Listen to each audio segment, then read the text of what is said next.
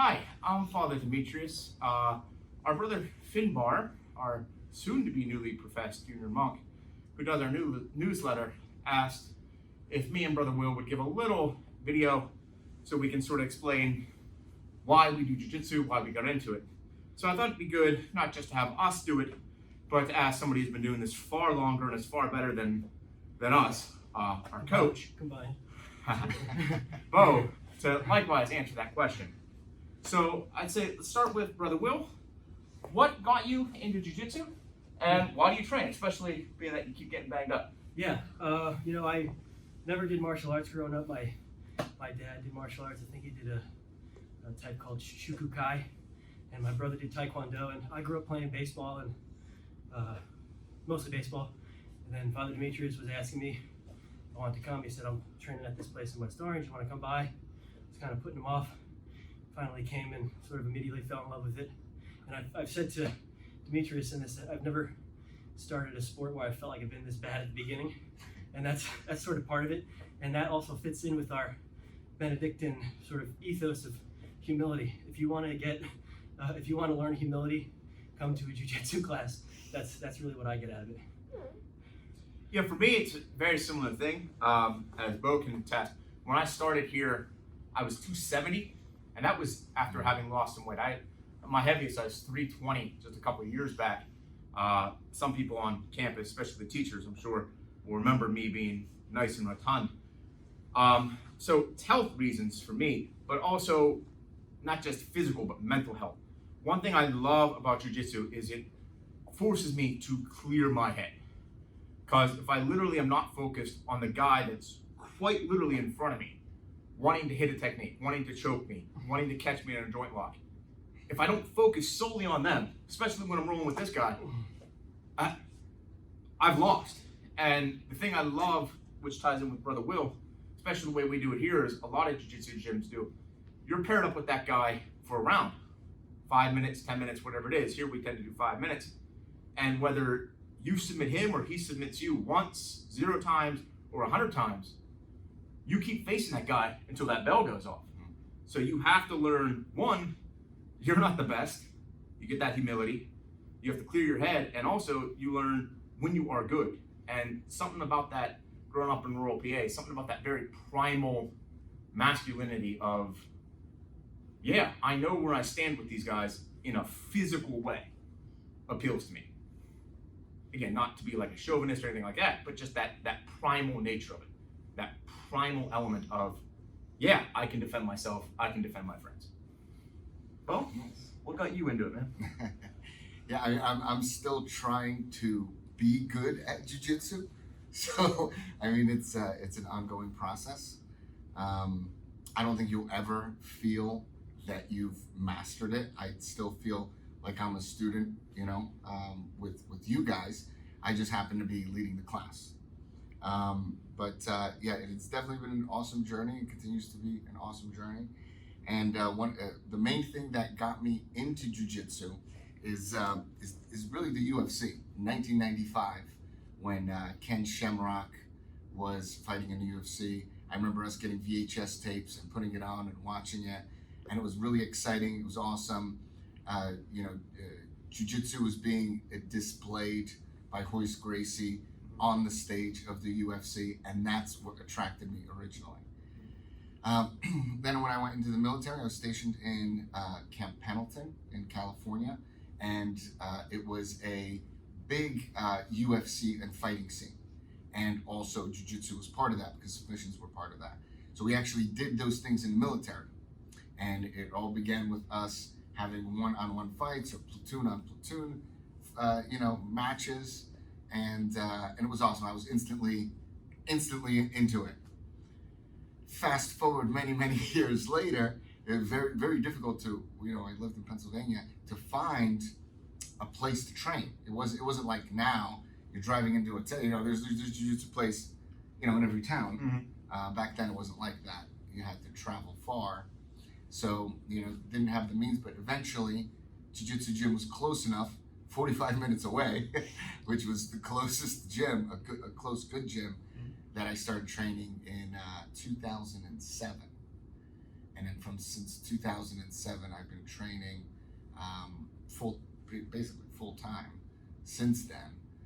There's so many aspects of it. I also like the combat. Love the combat. I love the camaraderie. I really like that it does teach you humility. I mean, even for me, I'm a black belt. There's levels to everything. You know, I'm a black belt. You guys are here with me. You know, you guys are like, oh, you know, this guy's good. But when I go to pro practice and I train with those guys, and I'm like, wow, these guys are really good. Like, I need a lot of work.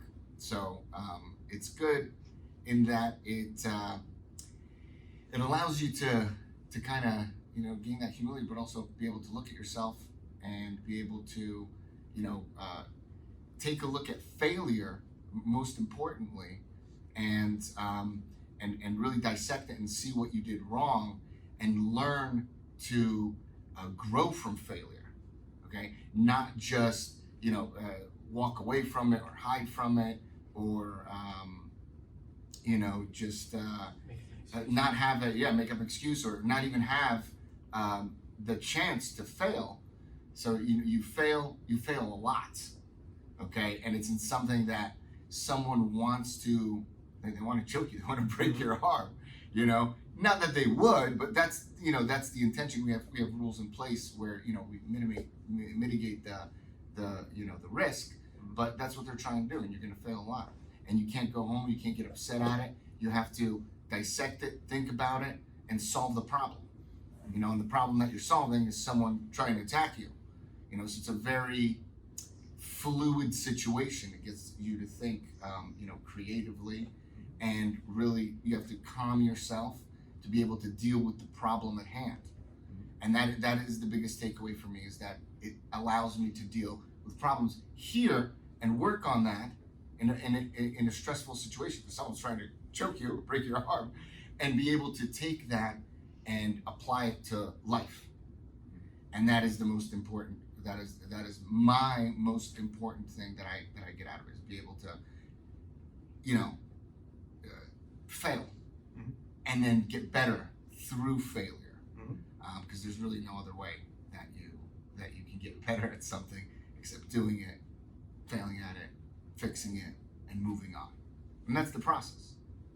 And then, you know, another thing that really I enjoy now that I'm an instructor is I like teaching kids.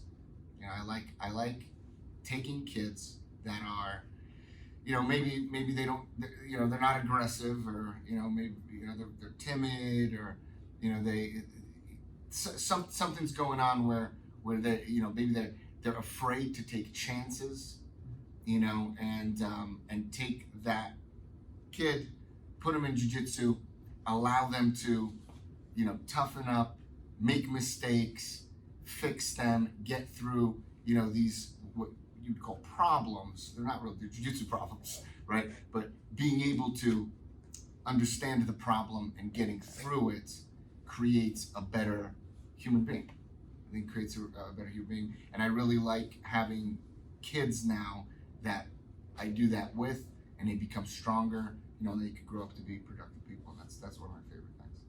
Yeah, I'd say that's, yeah, same thing here. Like, I love seeing that. I love helping out with the kids' class, watching kids roll, and also, again, just that element. Like, you know, at Del Barton, we talk all about brotherhood, and yeah, here in the match, like, we're doing with stuff where you mess up, you can get seriously hurt, you know. There's because risk. Of that, there's risk. There's risk in life. There's risk in everything. Right.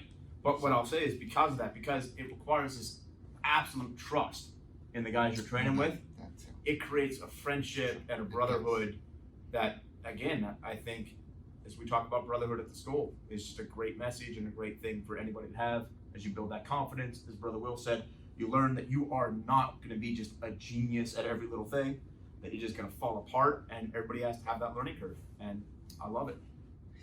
Yeah, and another aspect would be, you know, taking risk. You know, the whole thing where people say, you know, no risk, no reward, and that is another big aspect that you learn in jiu-jitsu, because in order to get a submission, or in order to move somewhere, you're risking giving up a position. You know, there's risk involved. Yep. There's risk in jiu-jitsu. You know, there's injury, but, you know, through that you develop. You know, without the risk, there's not going to be development. I mean, calculated risk. You don't want to be like a crazy, Right. you don't want to be a crazy person where you're just like launching your body at places, or like I'm gonna jump off of the roof. I'll survive. Not stupid risk, but calculated risk. And then the things that you learn from jiu-jitsu, you can also apply to real life in that you can take calculated risks in life. You can't just hide. Okay, you have to put yourself out there, and you have to be okay with putting yourself out there, and then you have to be okay with the results. And once again, going back to fail, maybe a couple times you're going to fail, but eventually, if you keep doing it, you're going to succeed. And that's another awesome aspect to jiu-jitsu. And I like to take jiu-jitsu and I put it into real life. It all affects my life daily. Yeah, and also for people that just want to do something to get a little bit more physically fit. I mean, jiu-jitsu is a workout like I've never had before. That's true. Lifted weights, running, yoga, stuff like that. Yeah. But running's not gonna mimic. It's a whole different kind of cardio, and you use muscles you don't normally use. All And true it's things. and it works out your whole body too, and your mind, of course. So the fitness aspect to it too is definitely attractive to me. Well, we could probably go on all day, but another class will be here starting soon, and I have a mass this evening. So, again, Father Demetrius Thomas. Brother Will. Bill Velasquez. Coming out from you from Belt Quest. Again, just wanted to give this little talk about why we train and what we get out of it. God bless.